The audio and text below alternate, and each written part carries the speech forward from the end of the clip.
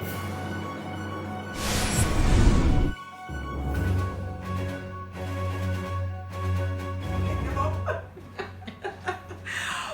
to another episode of Minding My Business.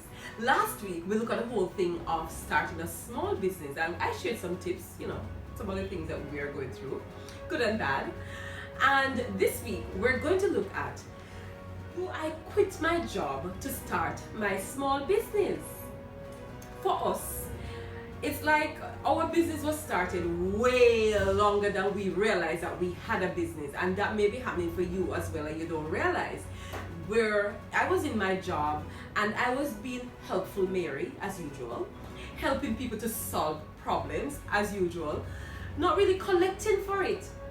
So when I had to leave my job and I was like all over the place tearing up my hair, what am I gonna do? What am I gonna do?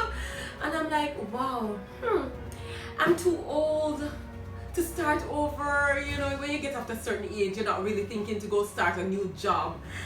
So my friend was saying to me, boy, Mary, with all your personality and your helpfulness and whatever, you should be doing something in customer service. Why not stick in the field that you already know some things about and know some customers?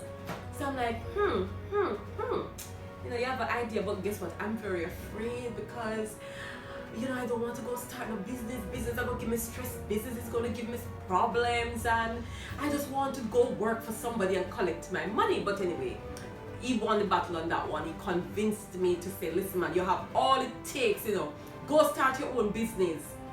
So I decided to say, all right, seeing that I was doing all of this for people before, helping them to solve their design problems, because I was working in a print environment that didn't really offer a design service. So when the people would come to me with their artwork, with their print jobs, and they didn't have an artwork, I would be helpful, and most times without a cost, get my daughter and other graphic artists to produce the artwork so I could print the job, so I could collect my commission.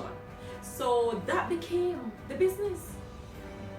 We had customers. I went back to those same people and said, listen, I am going to start a business doing graphic design and printing. And some of them were like, yeah, Mary, that's good for you. That's very good for you. We will support you. We'll support you. I'm like, okay. So by this time, I got a graphic artist in my bedroom. We set up a computer and a little table for the designs with the laptop that I had at the time, because we never invest into the printer and the computer and everything else yet.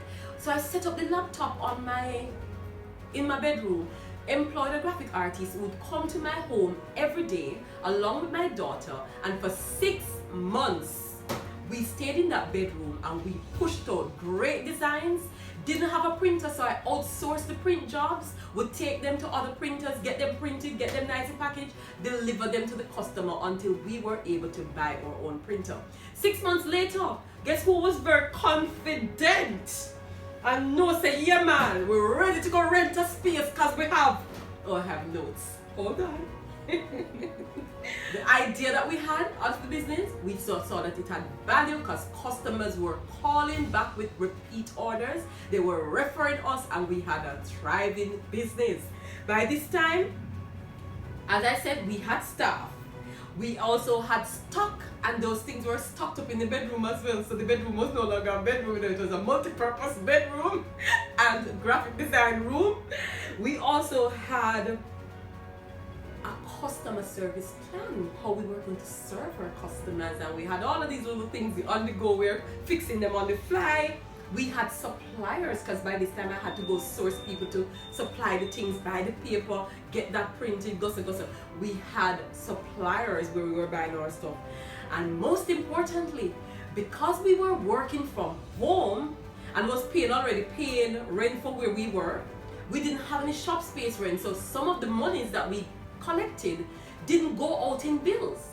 We were able to save money. I had money in the kitty that I could find a space, and had 3 months, felt confident that if I made no sales for the next 3 months, I had money to pay my rent, keep the light on, and pay our telephone bill. Do you quit your job, or do you just stay in your job and start your business?